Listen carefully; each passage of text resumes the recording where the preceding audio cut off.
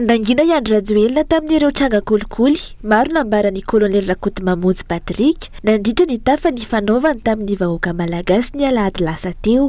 Ny any fanehoan-kevitry ny filoha momba ireo ampamoaka maro nataony ity kolonely ity dia niamoahana ny vadiny.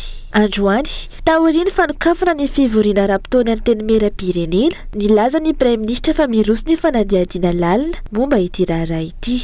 Zao teneniko aminareo efa namaly makasika zany zareo anivon'ny ministère misahana ny fivoram-pirenena faharoa ataoko fa tompon'andraikitra maro voatanisy anatin'izay dia efa nirosatsika ao fanadihadiana lalina makasika zany tasika ntsony.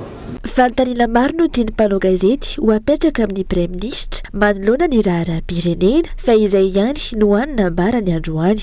Andrasana araka izany izay fanadihadiana lalina voalaza fa nisokatra izay fa ihany koa mba histohy ny sy ho hita ny fiafarany fa tsy ho toy ireo nambara tamin'izany ny amin'ny hoe efa misokatra ny fanadihadiana dia mifalona eo ny raharaha. Eo anatrehan'ity raharaha ity mametra-panontaniana ny Transparency International Initiative Madagascar ny amin'ny antony tsy nitakiany filoham-pirenena fanadihadiana momba ireo fiampangarana nambaran'ny kolonely Patrick ireo. Ity firaisamonim-pirenena ity izay namoaka fanambarana mitaky ny anokafana fanadihadiana mahaleo tena na enquête indépendante momba ireo ampamoaka maro nataon'ny kolonely Rakotomamonjy Patrick ireo. Fitoroana mahery vaika ireny ka tsy tokony ho ranoraraka raha ny fanambarana. Firaisana tsy kombakomba ny tsy fanokafana fanadihadiana sy ny fahangirana mikasika izany. Ny communiqué na officiel ary tsy voatery hoe marina ny zavatra officiel tadidio a prise de position le izy. Ny fanadihadiana ihany ahafahantsika milaza hoe izao ny marina sy diso. Namoaka communiqué ny andaniny, namoaka communiqué ny ankilany, tsy izany ny ahafahantsika milaza hoe marina sy diso ny fitorohana natao. Ataovy ilay fanadihadiana mahaleo tena mangarara samy mahitsika hoe inona ny valiny. Raha vao mangina, raha vao tsy mihetsika aingana amin'ny fotoana ilaina azy, tsy kombakomba foana ny anarany. Satria rehefa zavatra ohatran'izao dia tsy maintsy hoe ataontsika hoe ny fotoana sy ny hamafin'ilay réaction no mila jerevana aingana. Ny fahanginana amin'ny ankapobeny koa ataon'ny fanjakana manoloana ny situation ohatran'izao firaisana tsy kombakomba foana ihany zany.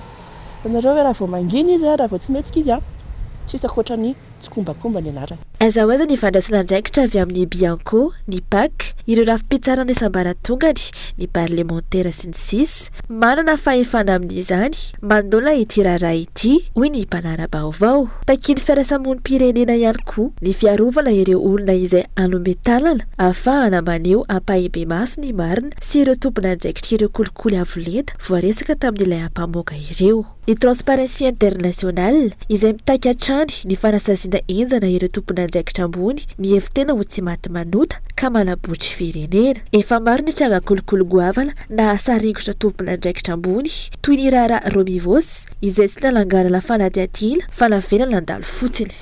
Fa izay foana mantsy ilay zavatra mitranga hitanareo ohatra hoe misy an'ilay raharaha Romivos zao teo dia any Grande-Bretagne indray mahavita mihetsika alohantsika nefany voninahim-pirenena le resahana. Azonareo eo zany tsy maintsy mila mampiseho ny fitondram-panjakana tena vonina izy. Aseho io hoe nataonareo le fanadihadiana iza ny diso inona le sazy. Dia le sazy koa mantsy mila mampiseho zavatra exemplaire. Azonareo ho hitan'ny olona izay manao kolikoly hoe rehefa tratrinareo izao no manjoanareo. Na marina na diso aloha izay teneniny dia arovana izy.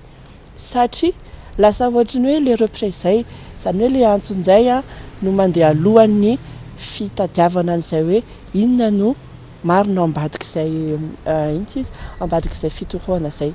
Eo zany mazava-dehibe hoe le tsy maty manota satria izay mantsy ny ambadika le izy le tsy maty manota ao ambadika ireny ayay sy fitorohana samihafa ireny mila tsahatra amin'izay satria ireny ny fototra iavian'ny kolikoly anatin'ny fitondram-panjakana sy anatin'ny fiainantsika olombelona olom-pirenena. Arak'izany hita fa tsy mbola vonona hiady amin'ny kolikoly ny fitondram-panjakana ankehitriny. Sarisariny ihany hatreto ny ady amin'ny kolikoly ary mbola marefo raha ny tarehimarika iraisam-pirenena. Tsy izy fampandrosoana azo antenaina raha manjaka ny tsy maty manota tsy mipetraka ny tany tandalàna hoy ny Transparency International Initiative Madagascar.